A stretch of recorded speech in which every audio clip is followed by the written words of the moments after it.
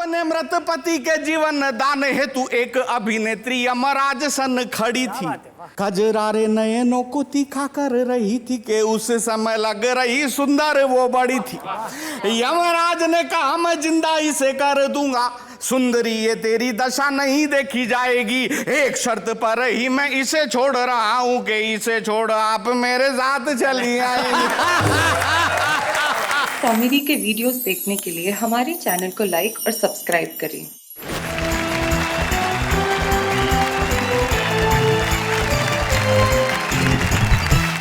तो भाई प्रारंभ करते हैं हमारे कवियों की दीपमाला। यहाँ डॉक्टर सुरेश अवस्थी हैं, मुजावर मालेगावी हैं, ममता शर्मा, इधर सरदार तुक तुक संजय झाला और दिनेश दिग्गज है। भाई महफिल पूरी सजी हुई है, तमाम तरह के पटाखे हैं यहाँ पे। यहाँ रॉकेट भी है, फुलझड़ी भी है, अनार भी है, लड़ालड़ भी है, जमीन चक्कर भी है, जमीन चक्री भी है, और एक वो सबसे अंत में टिकड़ी भी है जो तुरंत फूट जाती है। आइए पटाखों की इस लड़ालड़ को जलाएं। तो सबसे पहले मैं बुलाना चाहता हूं उसे जो बड़ा कमाल का कवि है। कौन? मैंने कल भी आपको बताया था वो कॉन्फिडेंस का कवि है। वजन 42 किलो 300 ग्राम। हाँ। नाम दिग्गज, उज्जैन में रहते हैं। एक बार कहीं जा रहे थे, मैंने कहा दिनेश कहाँ जा रहे हो? बोले भाई साहब जिधर की हवा। तो अपनी मर्जी से अपने सफर के कहाँ हम हैं, रुख हवाओं का जिधर का है उधर के हम हैं। लेकिन वो अपनी कविताओं की उड़ान में आपको वहां वहां ले जाएगा जहां जहां सिर्फ हंसी होगी। दिनेश दिग्गज।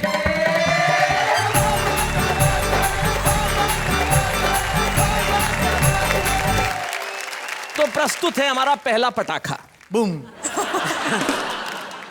दीपावली का उत्सव है, दीपावली का माहौल है, उत्सवों का माहौल है। शैलेश जी आपने बहुत अच्छा परिचय दिया, लेकिन मैं इतना जोर से नहीं बोल पाऊंगा। आप तो जानते हैं पतले वायर में से ज्यादा वोल्ट का करंट पास कर दो तो फॉल्ट होने का खतरा रहता है। अच्छे। लेकिन मैं परिचय अपनी शैली में देने की कोशिश करता हूं। जी। परिचय देखें कि जिस देश में एक डायबिटीज का मरीज नेता भी 50 करोड़ की शक्कर अकेला खा जाता हो, जिस देश के कई मास्टरों को दस्तखत करना भी नहीं आता हो, जिस देश में 80 बरस के बूढ़ों का दिल भी वैलेंटाइन डे पर मचलता हो, जिस देश में योजनाओं का जहाज भी भगवान भरोसे चलता हो, तो क्या उस देश में यह 42 किलो 300 ग्राम का सिंगल कवि देश का दिग्गज कवि नहीं हो सकता? भाई क्यों नहीं हो सकता? हो सकता है, हो सकता है, हो सकता है। आप सबने मेरी बात का समर्थन कर दिया, इसलिए आपको प्रणाम करता हूं। उत्सवों का माहौल है, इसमें ठहाके और जोड़ते हैं। स्वागत है। पिछले दिनों कलकत्ता कवि सम्मेलन से लौट कर आया, रात को 9 बजे श्रीमती जी ने डाइनिंग टेबल पर खाना लगाया। मैं अपने मित्र से मोबाइल पर बात कर रहा था, इधर श्रीमती जी की कोहनी का टल्ला मेरे सर पर चल रहा था। मुझसे कहने लगी दाल कैसी बनी, चावल कैसे बने। मैं बोला क्या खाक बने, बार बार कंकर आते हैं, बीन नहीं सकती थी क्या, भगवान ने 2 बड़ी बड़ी आंख दी है। कहने लगी चीखो मत, इस बात पर कुछ कहूंगी तो तर्क बढ़ेगा। अरे देने के नाम पे भगवान ने तुझे भी 32 दांत दिए, 2-4 चबाले, कौन सा फर्क पड़ेगा।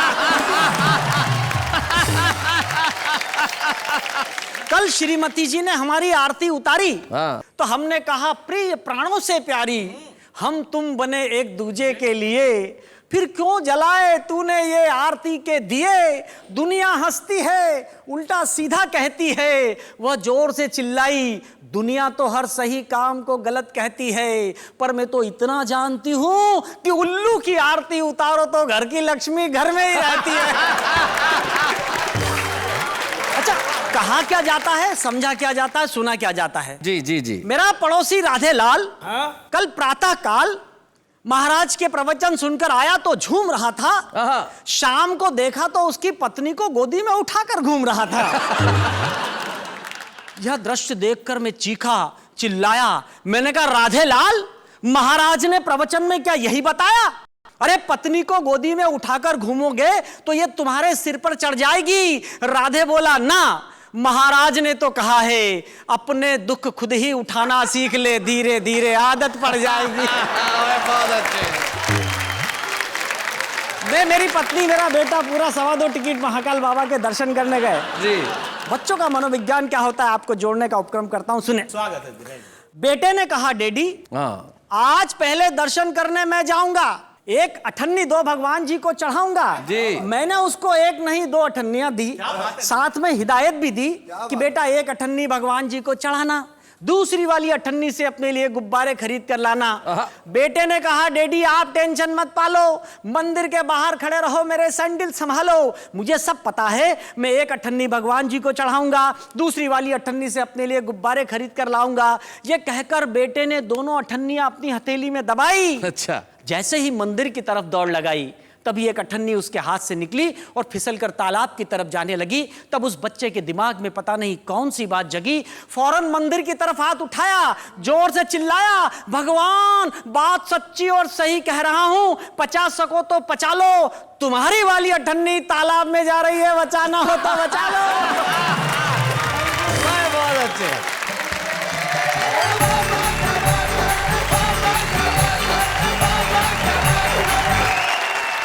कविता पढ़ने के बाद दिनेश दिग्गज के चेहरे पे करुणा का ऐसा स्थायी भाव आ गया है जैसे इसका जन्म चंदा लेने के लिए ही हुआ हो। क्या कमाल की कविता पढ़ी भाई, वाह वाह, अद्भुत दिनेश दिग्गज, बहुत बढ़िया पढ़ा तुमने, बहुत मजा आया। आप कुछ कहना चाह रहे हैं डॉक्टर अवस्थी? नहीं, मैं शैलेश जी ये कहना चाह रहा हूँ कि दिनेश जी ने एक मुद्दा बहुत बढ़िया उठाया। जी। आदमी प्रवचन सुनने जाता है तो अपने मतलब की बात लाता है। हाँ। पत्नी को उठा के घूम रहा था इनके मोहल्ले में। जी। मेरे मोहल्ले में एक आदमी गया प्रवचन सुन के। अच्छा। सुन के लौटा, तुरंत काम वाली बाई से शादी कर ली, पत्नी को बाहर निकाल दिया। ओहो। मोहल्ले वालों ने पूछा तूने ये क्या किया? बोले बाबा जी ने प्रवचन दिया है, माया छोड़ो शांति के साथ रहो। तो ये बताइए डॉक्टर साहब के शांति कैसी है? चारों तरफ शांति ही शांति है। तो भाई ये हमारी चुहलबाजी तो यहाँ यूं चलती रहेगी, लेकिन अगले कवि जो उस कोने में तैयार है बिल्कुल। यस। जब से कार्यक्रम शुरू हुआ उनकी निगाह सिर्फ तुम्हारी तरफ है, वो लगातार तुम्हें देखे जा रहे हैं। उनके लिए गीत भी लिखा हूँ सर मैं। अरे वहां से कह रहे हैं कि जो सुनाऊंगा उन्हीं के लिए लिखा हूँ। हाय हाय हाय हाय, ये जो हमारी भाषा का मजा है, ये जो हमारी दक्षिणी थोड़ी बहुत आती है, उन्हीं के लिए लिखा हूँ। तो जरा वहां से उठिए हल्लू हल्लू मुजावर मियाँ, और जरा यहाँ आइए, हम आपके लिए तालियां बजाएंगे ना। मुजावर मालेगावी।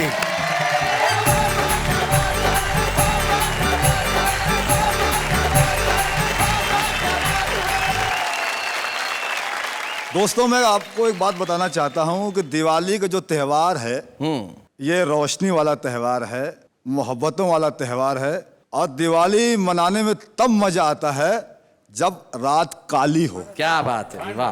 अमावस्या की रात को हम दिवाली मनाते हैं, बिल्कुल। तो मैं 4 लाइन पढ़ दो, देखिएगा। हम सीधे साधे लोग जमाने के काम आए, जो गो कर जो कर बने तो सबको हंसाने के काम आए। और काली कलूटी बीवी को हरगिज न छोड़ना। काली कलूटी बीवी को हरगिज न छोड़ना, मुमकिन है दुश्मनों को डराने के काम आए।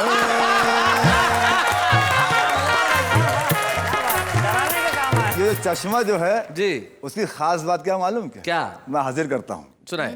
बालों की नुमाइश में मगन देख रहा हूँ, और बरसों से जिसे उजड़ा चमन देख रहा हूँ। भाई आपके लिए नहीं है।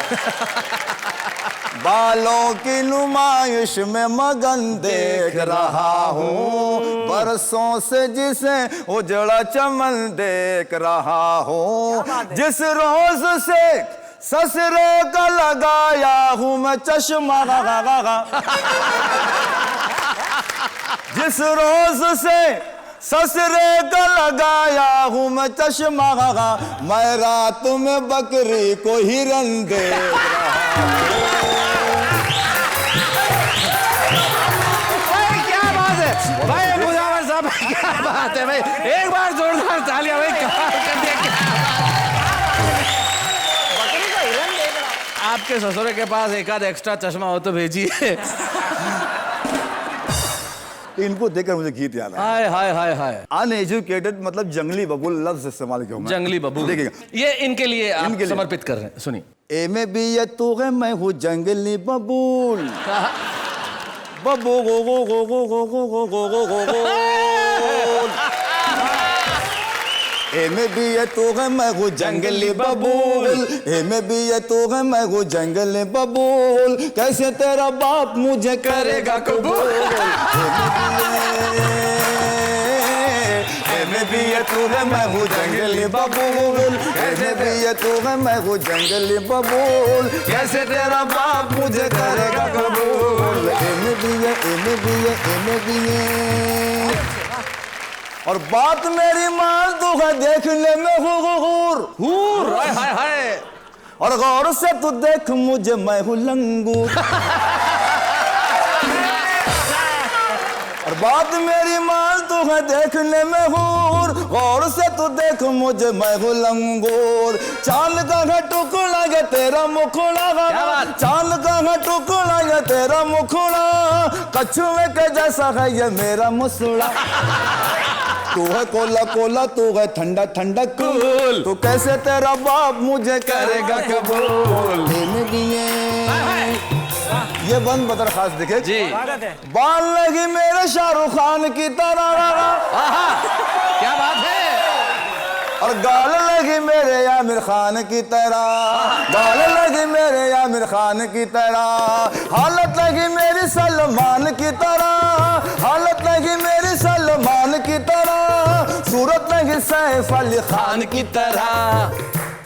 जॉनी लीवर जैसा मैं हूँ, तू है काजू। काजूल।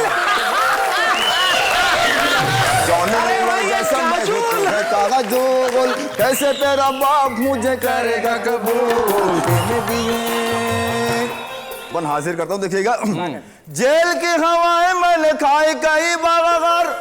अच्छा। और गांव से हुआ हूँ कई बार तड़ी पार। गांव से हुआ हूँ कई बार तड़ी पार। तेरा बड़ा भाई जो है वो है हवलदार। जो है छोटा जज की चलाता है वो कार। आलू वाला मैं हूँ और तू है क्रीम रूल। Cream rule. आलू वाला मैं हूँ और तू है क्रीम रूल। कैसे तेरा बाप मुझे करेगा कबूल। इन्हें भी ये तू है, मैं हूँ जंगली बबूल। कैसे तेरा बाप मुझे करेगा कबूल। इन्हें भी ये, इन्हें भी ये। आखिरी बंद इसी तरह मोहब्बत और संवाद कर रहे हैं। ये बदर खास बंद देखिएगा जी। आगरा का ताजमहल है तेरा बदन। हाय हाय। और जुल्फों में तेरी तारों की गई अंजुमन। जुल्फों में तेरी तारों की गई अंजुमन। गेंद जैसी मोटी मोटी खाल है मेरी। गेंद जैसी मोटी मोटी खाल है मेरी। टीबी के मरीज जैसी चाल है मेरी। हाय हाय। तू चमेली मोगरा में धतूरे का फूल। चमेली मोगरा में धतूरे का फूल। कैसे तेरा बाप मुझे करेगा कबूल। इन्हें भी ये तू है, मैं हूँ जंगली बबूल। कैसे तेरा बाप मुझे करेगा कबूल। कैसे तेरा बाप मुझे करेगा कबूल। क्या बात है।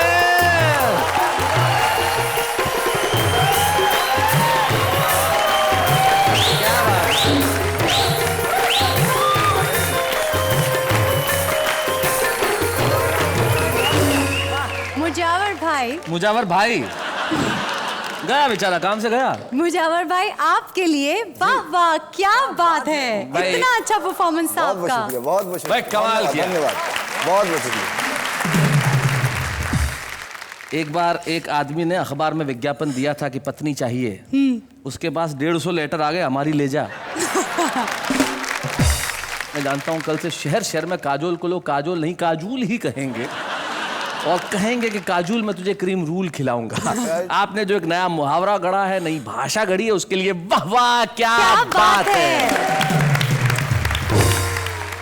और आइए अब मिलते हैं हम एक ऐसे कवि से जो नए नए मुहावरे गढ़ता है अपने अंदाज में। उसकी कविता में नाट्य होता है, उसकी कविता में अभिनय होता है, उसकी कविता में आवाज का उतार चढ़ाव होता है। कविताएं सुनाता है तो ऐसा लगता है कि आप वहां पे उपस्थित हैं और वो हमारे यहाँ उपस्थित है। एक ऐसा कवि जिसे मैं प्यार से आलू कहता हूँ। आलू। और आलू इसलिए कहता हूँ कि आलू बहुत समाजवादी होता है। जरा उठो लाला, संजय झाला।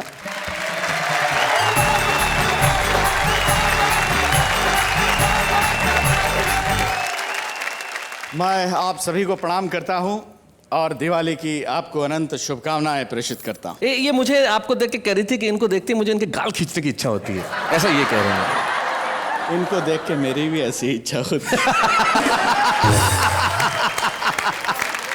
देखिए, इन दिनों रामलीलाएं चल रही हैं, दिवाली आने वाली है। मैं दो छोटे छोटे छंद सुनाता हूं, उसके बाद अपनी एक कविता।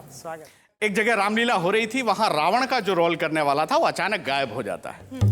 तो सार्वजनिक निर्माण विभाग अर्थात पीडब्ल्यूडी का एक ठेकेदार होता है, उसको रावण का रोल दे दिया जाता है। वो क्या करता है आप लोग आनंद लेंगे। मैं छंद सुनाता। स्वागत है संजय। हो एक राम लीला के महंत जी ने ऐसे कहा, लीला का रवानी है तो रावण लाइए। मैंने कहा रावणों की कमी क्या है दुनिया में, चाहे जिसको भी सिंहासन पे बिठाइए। कि एक ठेकेदार को बना दिया था रावण जी। बोला माल्यवान से व्यवस्था करवाइए, नल नील राम जी का पुल जो बना रहे हैं उसका ही ठेका मेरे नाम करवाइए। एक छंद और सुनाता हूं। बहुत अच्छे। एक कल्पना कीजिए कि नई नई अभिनेत्री का नया नया पति मरा है, यमराज आया हुआ उसे लेने और भैंसा पार्क किया हुआ है पास में। दृश्य देखें, अपने मृत पति के जीवन दान हेतु एक अभिनेत्री यमराज सन खड़ी थी। कजरारे नयनों को तीखा कर रही थी कि उस समय लग रही सुंदर वो बड़ी थी। यमराज ने कहा मैं जिंदा इसे कर दूंगा, सुंदरी ये तेरी दशा नहीं देखी जाएगी, एक शर्त पर ही मैं इसे छोड़ रहा हूं कि इसे छोड़ आप मेरे साथ चली आएंगी। बहुत अच्छे। आपने फिल्म टाइटैनिक देखी होगी, मेरी एक कविता है इंडियन टाइटैनिक। वाह। इसमें जैसे उस टाइटैनिक में था, इस टाइटैनिक में भी तरह तरह के यात्री सवार होते हैं। मैं कविता आप तक पहुंचाता हूं। जी, और दीपावली पे तो एक कविता बिल्कुल मुफीद है कि इतने सारे क्रूज जाते हैं। कल्पना कीजिए दीपावली के अवसर पे ऐसा कोई क्रूज जा रहा है। हाँ बिल्कुल, कविता प्रारंभ करता हूं। उफ ओह आह, क्या बात है। डोंट वरी, ये है मुंबई बंदरगाह। जहाज पर लिखा हुआ है नीति, नियम, न्याय और नैतिकता। जहाज रवाना होने से पहले इन चारों नन्नों का बड़ा शोरगुल था। टिकट एक भी नहीं बिका, लेकिन पूरा जहाज फुल था। टिकट चेक कराए गए, कुछ यात्री तहखाने में, कुछ मैखाने में, कुछ दिनेश जैसे थे घुसल खाने में पाए गए। टिकट कलेक्टर सिद्धांत कोने में खड़ा खड़ा रो रहा था बेचारा, क्योंकि कुछ लोकतांत्रिक आत्माओं ने उसे चढ़ते ही मारा। अब प्रारंभ होता है साहब, जहाज में एक भव्य मंदिर होता है। एक अमेरिका से यात्री आता है, स्टैनली मॉरिस नोबल। सोचता है भगवान के दर्शन कर लूं, पूरी यात्रा अच्छी निकलेगी। स्टैनली मॉरिस नोबल जो ही भगवान के मंदिर के दर्शन करके नीचे उतरा, जो ही एक चमत्कार हुआ, उसकी चप्पलें गायब थी। मॉरिस नोबल मंदिर की सीढ़ियों पर बैठकर रोने लगा।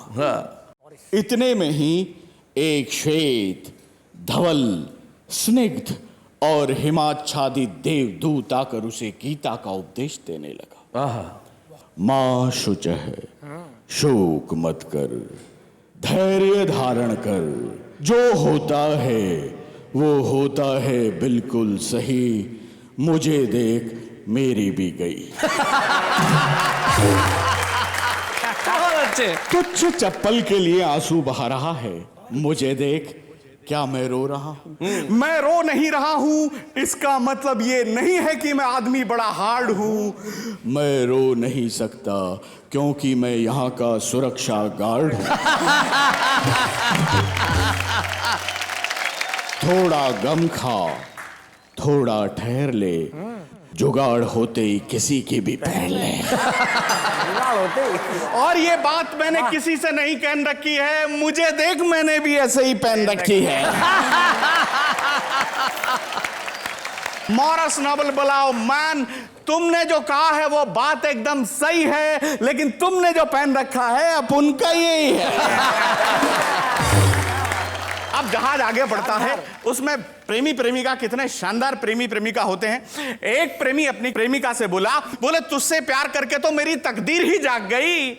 मैंने तुझे इतने लव लेटर पोस्ट किए कि तू पोस्टमैन के साथ भाग गई। अब ऐसा कर, मैंने तुझे जितने भी लव लेटर लिखे थे वो सब मुझे वापस कर दे। प्रेमिका हड़बड़ाई घबराई चिल्लाई, लव लेटर लेके क्या करेगा? आहें भरेगा, मरेगा या ब्लैकमेल करेगा? प्रेमी चूंकि राजस्थानी था, बड़ा इंटेलिजेंट था, बोले ना बंदा आहें भरेगा, न मरेगा, न ब्लैकमेल करेगा, बस तेरा नाम काट के दूसरी का भरेगा। इतने में ही घोषणा होती है, passenger may I have attention please. हम आप सबके आभारी हैं क्योंकि आप जहाज पर भारी हैं। डूबने के 100% आत्मविश्वास और भरोसे के साथ ये घोषणा की जाती है, ये जहाज निश्चित रूप से डूबेगा क्योंकि ये सरकारी है। क्या बात है। ये घोषणा सुनकर यात्री जागने लगे, इधर उधर भागने लगे। पुलिस वालों की ड्यूटी थी कि यात्रियों को सुरक्षित नावों से किनारों तक पहुंचाएंगे। पुलिस वालों ने कहा यात्रियों की ऐसी की तैसी पहले हम जाए। अब आप स्थिति देखें, सारे पुलिस वाले नाव में बैठ गए हैं, एक ही नाव है और उसमें कोई भी अतिरिक्त आदमी बैठ जाता तो नाव डूब सकती थी। दृश्य देखें, ऊपर से यात्री चिल्ला रहे थे बचाओ बचाओ बचाओ। नीचे से एक पुलिस वाला बोला पहले 50 का नोट लाओ। पुलिस वाले का बलिदान देखें, यात्री ने 50 का नोट निकाला ताजा और पुलिस वाले ने कहा ऐसा कर, तेरी जगह मैं डूब जाऊंगा, तू मेरी जगह आ जा। इतने में ही बगल वाला पुलिस वाला बोला क्यों बे, 50 रुपए के लिए अपनी जान दे रहा है, जान देने के पीछे तेरी क्या रजा है? और पुलिस वाला बोला अगर फोकट का माल जेब में हो तो डूबने में भी मजा है। क्या बात, डूबने में भी मजा है।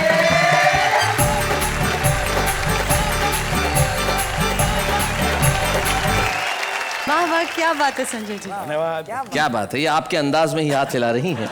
लगता है रिश्ते में आप दूर के भाई बहन हैं। हाँ जी, वाह वाह क्या बात क्या है। बात है, बहुत बढ़िया। संजय जी आपने बहुत बहुत अच्छे ढंग से सुनाया, कमाल कर दिया संजय झाला। सचमुच जब जहाज जाते हैं और उसमें वजन बढ़ जाए तो ऐसा होता है। मुझे याद है एक बार एक हेलीकॉप्टर में 10 पुरुष थे, एक महिला थी।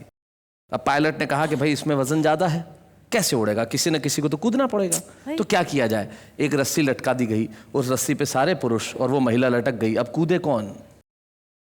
तो महिला ने भाषण देना शुरू किया, त्याग मैं करूंगी, कूदना मुझे ही पड़ेगा। मैं माँ हूं, मैं बहन हूं, मैं बेटी हूं, मैंने देश और समाज का निर्माण किया है। आज जब बारी आई है बलिदान की तो फिर से मैं ही कूदूंगी। जैसे ही भाषण समाप्त हुआ 10 ही पुरुषों ने ताली बजाना शुरू कर दिया। तो भाई इन्होंने तो हमारी दिवाली कमाल की कर दी। आप क्या कहना चाहती हैं इस पे? आपकी लाइफ में दिवाली की क्या इंपॉर्टेंस है? अरे मेरी तो शादी दिवाली की वजह से हुई। वाओ, हाँ। वो कैसे? अरे मेरी होने वाली वाइफ ने मुझे धमकी दी थी कि दिवाली तक मैं अपने माँ बाप से उसके बारे में बात कर लूं। एक मिनट, पर अगर आप दिवाली तक बात ना करते तो उसने कहा अगर दिवाली तक बात नहीं की तो उसके 2 दिन बाद ही भाई दूज आता है।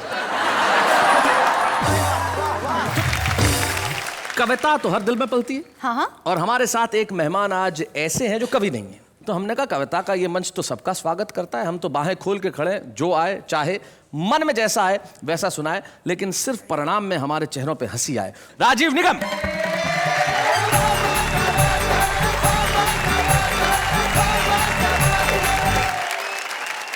दीपावली के इस खास पावन पर्व पर ये मंच सजा हुआ है, सभी लोगों को मैं प्रणाम करता हूँ। नमस्कार। और दीपावली की आप सभी को बहुत शुभकामनाएं देता हूँ। कितनी लाइटिंग वाइटिंग कर रखी है, कितने लैंप जल रहे हैं।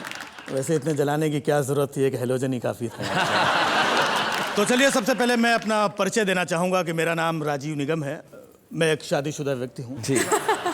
इसमें हंसने की कोई बात नहीं है। मेरी भी एक प्राइवेट पत्नी है। प्राइवेट? जी हाँ, प्राइवेट है। सबकी प्राइवेट होती है, सरकारी किसी की नहीं होती है।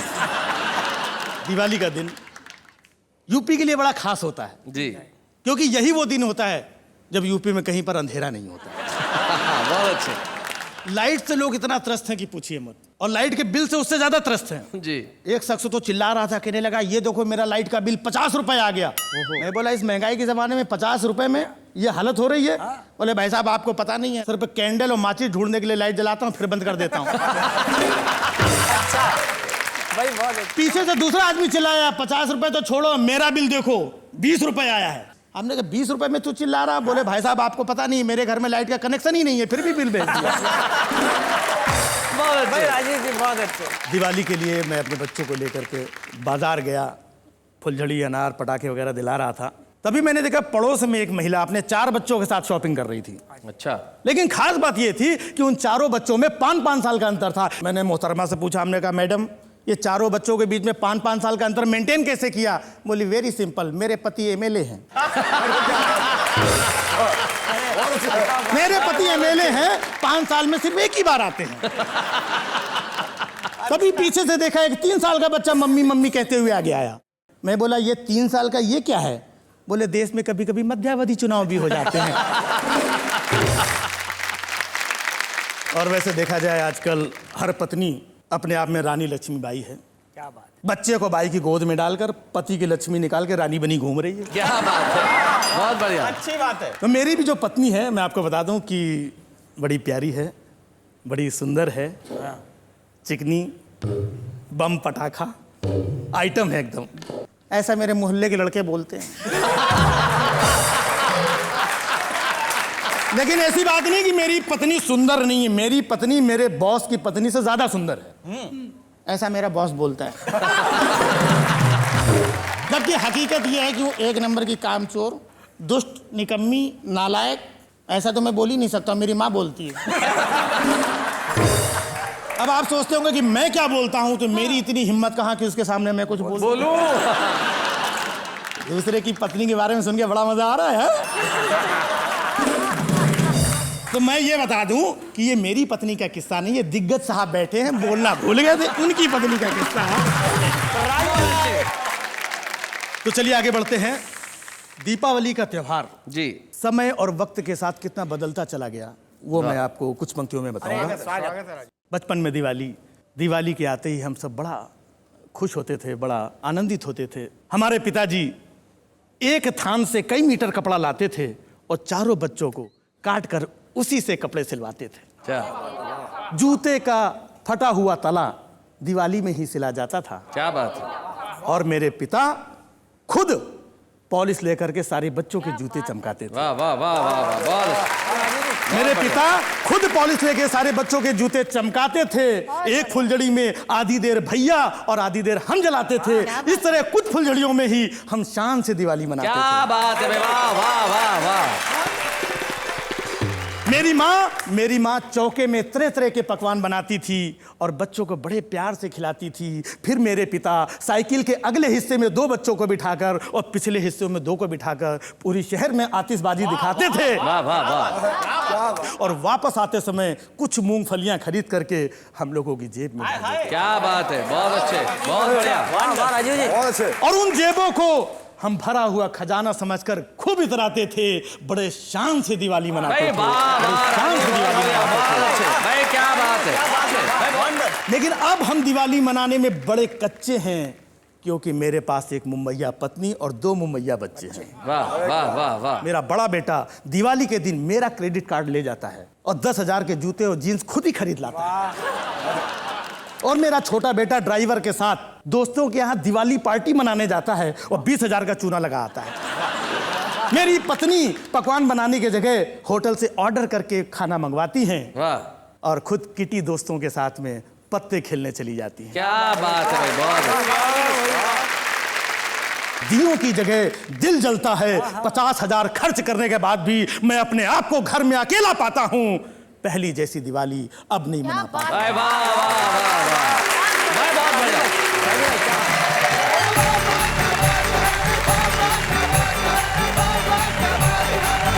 क्या बात है भाई। राजीव कह रहे थे कि वो कवि नहीं है, लेकिन जिस ढंग से उन्होंने सुनाया निश्चित तौर पे बेहद प्रभावी था। और दिवाली की बात कर रहे थे कि पहले दिवाली कुछ और थी और आज दिवाली कुछ और है। तो इस सच पे मुझे अपनी एक बेहद प्रिय पंक्ति याद आती है जो किसी कविता में मैंने कही थी कि 21वीं सदी का बस इतना सा प्रभाव है, पहले अभावों में खुशियां थी, अब खुशियों का अभाव है।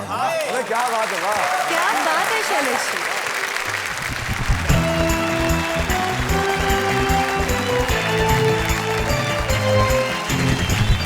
भाई दिवाली का माहौल है और दिवाली के माहौल पे सिर्फ पटाखों की आवाज ही नहीं होती, इन दिनों आपके घरों में आवाज हो रही है ठहाकों की भी, क्योंकि आपके साथ है वाह वाह क्या बात है। शैलेशी जी। अगर आपको दिवाली पे सिर्फ एक चीज लेने की इजाजत दी जाए तो आप कौन सी चीज लेंगे? आपसे दूर होने की इजाजत। नहीं, मेरे कहने का मतलब ये सवाल तो मुझे आपसे करना चाहिए कि अगर आप सिर्फ एक चीज लेने की इजाजत हो आप तो क्या लेंगे आप? मैं बिना लिमिट का क्रेडिट कार्ड। क्यों, मैंने जो आपको दे रखा है वो आपने खो दिया है? नहीं, वो उसकी लिमिट खत्म आने को ही है। लिमिट खत्म होगी ही ना, क्योंकि महिलाओं को शॉपिंग से दूर रखना मुश्किल ही नहीं नामुमकिन है। खैर, इन्हें तो मैं शॉपिंग से दूर रख लूंगा, लेकिन जो हमारा आम आदमी जिसके भीतर कविताएं हैं उसे कविताओं से दूर रखना थोड़ा सा मुश्किल है। वो कैसे अपनी कविताएं बाहर लेके आता है, जरा देखते हैं। मत पूछ मोहब्बत में क्या क्या जख्म खाए हैं, उसके घर के सामने हिमेश के गाने गाए हैं। हर महीने बढ़ जाता है मोबाइल का बिल और अब इसीलिए नहीं लगता मेरा पढ़ाई में दिल। कुछ पल मिलते हैं कुछ पल के लिए, इसलिए जी लो इन्हें हर पल के लिए। ये वक्त तो एक रेत की तरफ फिसल जाएगा और दे जाएगा यादें उम्र भर के लिए। सावन का महीना और पवन करे शोर, अरे अपनी ही शायरी सुन के मैं खुद हो गया हूँ बोर। तेरी झील सी आंखों में डूब जाने को जी करता है, मगर क्या करो तेरा इतना बड़ा चश्मा बीच में आ जाता है। Baa baa black sheep have you any wool, जब पापा जाते हैं ऑफिस मम्मी को जाते हैं भूल। बाबा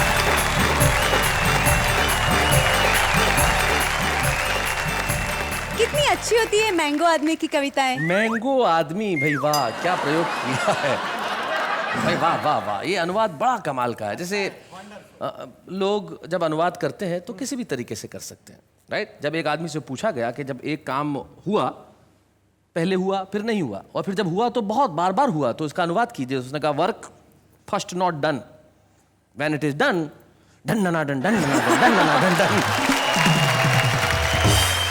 तो ये उसी तरह का अनुवाद था। लेकिन आम आदमी अपनी कविताएं इसलिए सुनाता है कि उसमें कहीं चाह है कि वो प्रसिद्ध हो। हमारे ऐसे ही मित्र हमारे एक साथ हैं जिन्होंने अभिनय के क्षेत्र में बड़ा नाम किया है। उन्होंने बहुत सारे सीरियल्स में अभिनय किया, कुछ अंतर्राष्ट्रीय फिल्मों में अभिनय किया, लेकिन आपके दिलों पे छा गए वो सिर्फ एक नाम से, पत्रकार पोपटलाल यानी कि श्याम पाठक।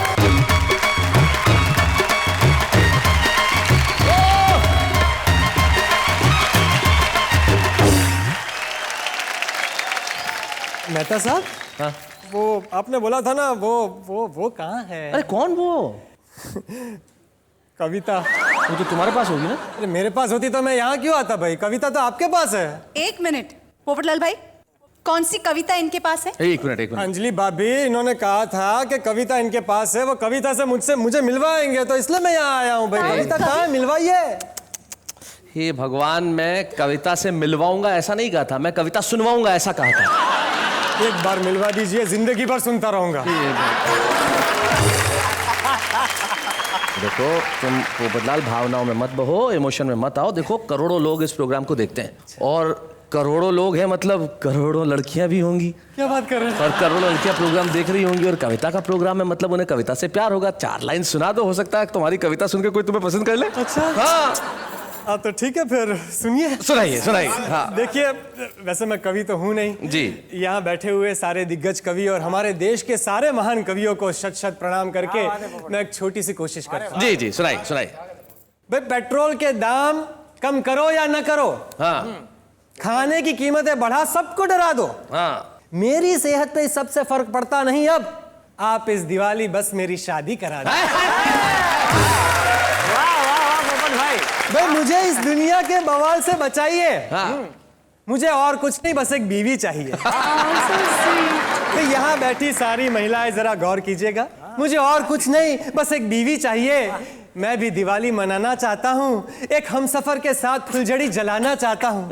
बस एक फुलझड़ी दिला दो, आप इस दिवाली मेरी शादी करा दो। भले ही शादी के बाद हर आदमी का मामला चौपट होता है, पर शादी के पहले हर आदमी पोपट होता है। Thank you so very much यहाँ आने के लिए, thank you so very much. क्या बात है, वाह।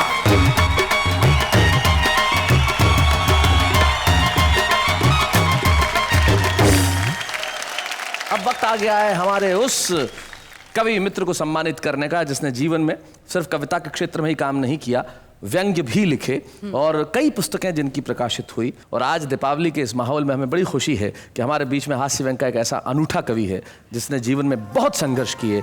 उसके संघर्षों को मैंने करीब से देखा है, लेकिन हर संघर्ष के बाद वो हंसी निकाल के लाता है। संजय झाला।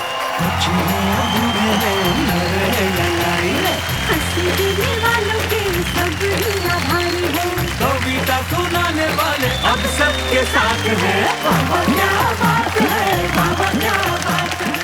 संजय, हम आपका स्वागत करते हैं और जैसी की परंपरा है कि परिवार का एक सदस्य यहाँ उपस्थित रहता है और आपकी जीवन संगिनी यहाँ उपस्थित है, मुझे बड़ी खुशी होगी छाया को यहाँ बुलाने में। छाया जी आइए।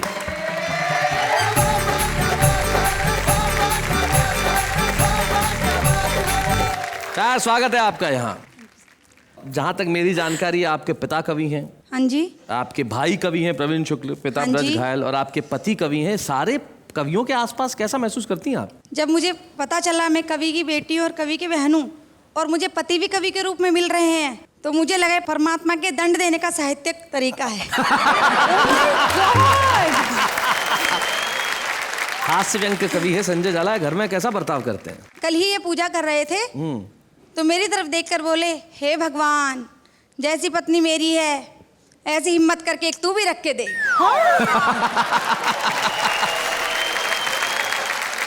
अच्छा, आपके दो बेटे हैं ईशान और अभिसार। हाँ जी। भाई, पिता कवि, भाई कवि, आपका ये कवि, तो उसमें उनमें कुछ कविता के गुण आए हैं क्या? हाँ जी, मेरा छोटा बेटा ईशान एक दिन मेरे पास आया और बोला, मम्मा मैंने एक कविता लिखी है। अच्छा। तो मैंने कहा बेटा सुनाओ। बोला, मम्मा मैं आपका, शानू भैया बाप का। क्या कविता है भाई, बहुत अच्छे, क्या बात है।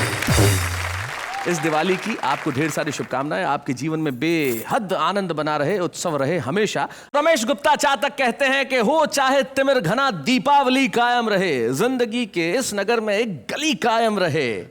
और परछाइयां कहने लगी ये तो समय का फेर है, हो चाहे बीमार जितने, जिंदा दिली कायम रहे। वाह वाह, क्या बात है। कायम रहेंगे हम भी और कायम रहेंगे आप भी, हम हंसाने के लिए और आप हंसने के लिए। अगले शनिवार रात ठीक 10 बजे उसी कार्यक्रम में जिसका नाम है वाह वाह क्या बात है।